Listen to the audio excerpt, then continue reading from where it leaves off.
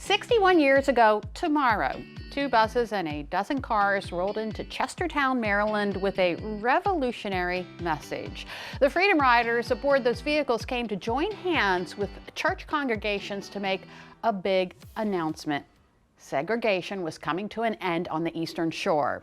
What did they end up doing? Well, Jim Duffy, author of Secrets of the Eastern Shore, is here with the answers as per usual. Welcome. Thank you. Good afternoon. Yeah, so did they know in Chestertown that everyone was coming? They did. When those buses and those cars arrived, there were 30 state police vehicles stationed all over town.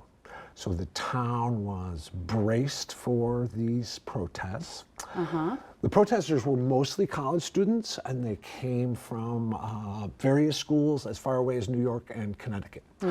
They were invited by Bethel AME Church in Chestertown, Reverend Frederick Jones Sr., and that church was kind of the staging area where they did all their planning and preparation and everything else. So we have these civil rights marchers. Yeah. I bet they had a few tricks up their sleeves. They did. They had a really good one. There was things in Chestertown went smoother than they did in some other towns. You know, Princess Anne and Cambridge, there was some real violence that happened. There was some violence in Chestertown, but not on that level. There was a bar where the bar owner packed 300 white guys into his bar so that no one could come into the front door, and that got a little dicey and a little ugly. But here's what they did: the law in Chestertown said that you could get arrested for trespassing, but in order to arrest them, they had to read the law to them, like subsection 4, paragraph 8, you know, this, and this. You had to read it aloud to them, and then after it was done, they could get arrested. So the Freedom Riders and the Bethel AME people, they brought 20 people into, say, a restaurant. And the restaurant owner would read them the entire law. And then the restaurant owner would turn to the police and they go, "Oh, no, that's all right, we're leaving." And they would leave. 20 more people would come around the corner and come in. And they'd have to read the entire law again. Those people would leave.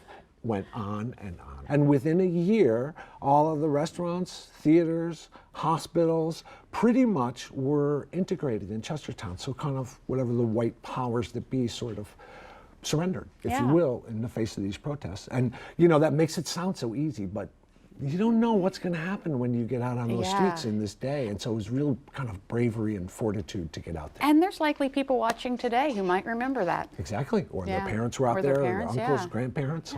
Very interesting. Jim Duffy, Secrets of the Eastern Shore. Thanks as always for another Throwback Thursday. Thanks for having me.